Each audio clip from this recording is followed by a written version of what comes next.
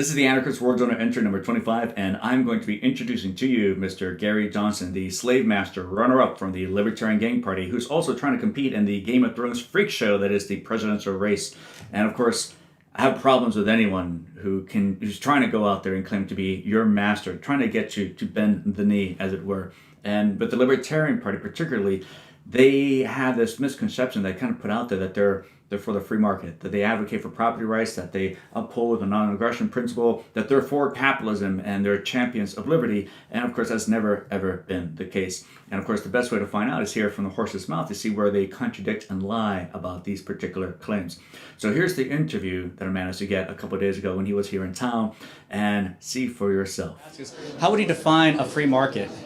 Well, devoid of government interference, devoid of government picking winners and losers, crony capitalism, opposite of crony capitalism. Right, and then respect for property rights, right? Non-aggression principle. Yeah, respect for property rights, believing that it's a cornerstone of what we are as a country. In my 8 years as governor of New Mexico, not once did I implement eminent domain. He's done good so far right now. Great responses to the questions, respecting property rights, kind of avoiding the non-aggression principle because maybe a couple months ago he did not even know what that entailed, even though that's part of the statement of principles to be a member of that political party gang. So I can let go of that part. But yeah, really good response to the free market question, really good response and say that he does respect property rights and that it does not advocate for eminent domain, which is government stealing the land from other people. And in terms of then, would you consider then taxation to be theft?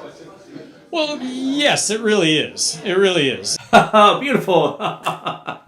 Thank you so much. So that's to be it then. Those are my two main questions that I had time for. I only had time for one question, but the other one, of course, I have to ask, is taxation theft? And he admitted that is theft. And that is where this conversation should end. And that is a place where you can see that he is a good person in terms of championing liberties, championing property rights, championing for the free markets. Everything so far has been aligned and consistent. I can't imagine anywhere else where he can screw up after that. Ideally, I always point out, I think the ideal libertarian tax is the gas tax. Right. You know, you buy gas, you pay a tax at the pump, and supposedly, doesn't happen anymore, but supposedly the money did then all go to roads. Right. Which, so user fees are really the ideal libertarian tax. But I get the end goal will be for all these services to be provided in the market and the private sector, including roads, including security and everything. Yeah, and I like to think I'm falling out on the pragmatic side of all this. All of that possible, but that would require legislation. And I don't see Congress spitting out a lot of that legislation. But improvements in those areas, I think that's very possible. Thank you. Great. Thank you so much. Thank you for coming and visiting. Thank you. Okay. So that was that. That was my time. My time was up. I think that was his campaign manager trying to whisk me away because there's a lot of people trying to run up in there and trying to ask him questions, and I was only allowed to ask one. And so not a great moment there for me to kind of trip him up as much as I wanted him to, but it was enough revealing for him to see how he misleads people and lies to people, saying that the free market has something to do with the consumption tax. That respecting property is also the same thing as disrespecting property. That capitalism is also the same thing as socialism. And that's what you will find with the Libertarian Party, that the Libertarian Party gang is nothing but another socialist-like organization. No different than any other. And that they will still advocate for violating consent. They will still advocate for theft. But that's Gary Johnson. He's a goofball. He's a weird kind of person who tries really hard to be people. And not so much like he was advocating not that long ago. This would have been one of the questions I would ask him. What kind of, what's your favorite kind of cake?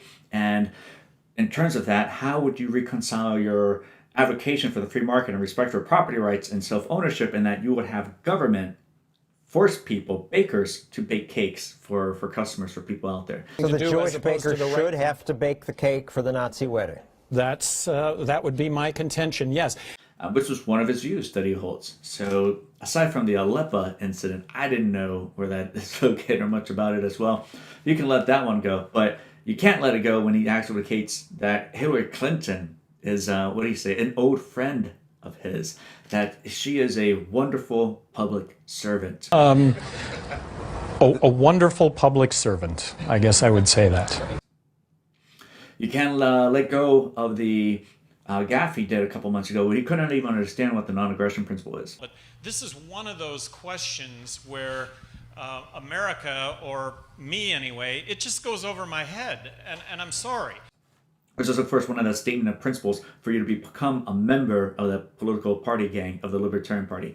And he didn't know much about it. He couldn't fathom how to define it or look much into it, of course, which is why you can see him kind of curtail and going to somewhere else when I kind of bring that up. Another thing, of course, when he was asked the question, can you name a world leader that inspired you? Not that, of course, he did great and not be able to come up with one, but at least he sort of responded in a more funny toward in saying that maybe Tyrion. I drink and I know things. You can say, right? Go off the Game of Thrones area. Don't just sit there like an idiot, with the brain spasm going on, and you'll find a lot of that with him. I think he just had one just last night with a CNN reporter talking about what is something about yourself that you can share about with the voters out there, with people out there, that they don't know much about you. Don't know that stuff about you. Do they? Give us something we don't know. Give us something that we don't know.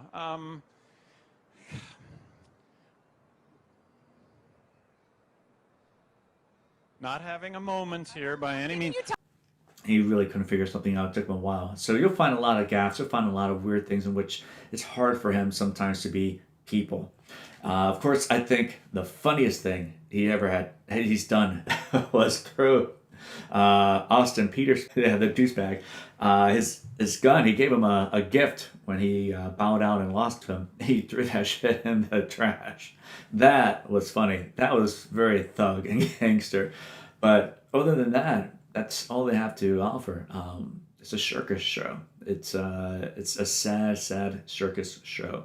There's no other organization out there that will champion capitalism uncompromisingly than free market anarchists. And here in Richmond with Libert RVA, there is no other group of people that will go out there principally wise, that will not compromise it for politics than free market anarchists.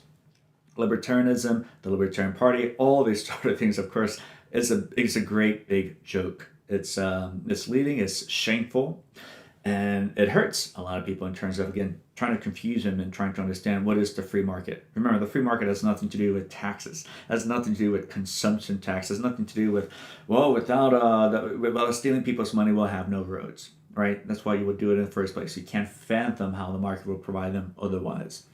So with that, thank you guys so much for watching. Stay liberated, and I'll see you at the Victory Party. Well, I think he did a great job of dodging, and he knows his politics. He knows them very well. And as fond as I am of Gary Johnson as sort of what he is, I do still disagree with his methods. And as I've said multiple times to multiple people, Gary Johnson is a smart guy. He's a very intelligent guy. He looks like, I think anybody that comes off onto, that seeks the ring of power, that believes that they can control the lives of multiple people, they're going to sound like an idiot, because nobody can control the lives of of the entire United States. So if you seek that ring of power, you're going to come like a dumbass, no matter what.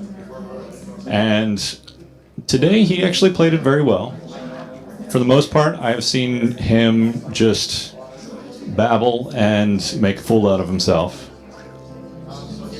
like the other three.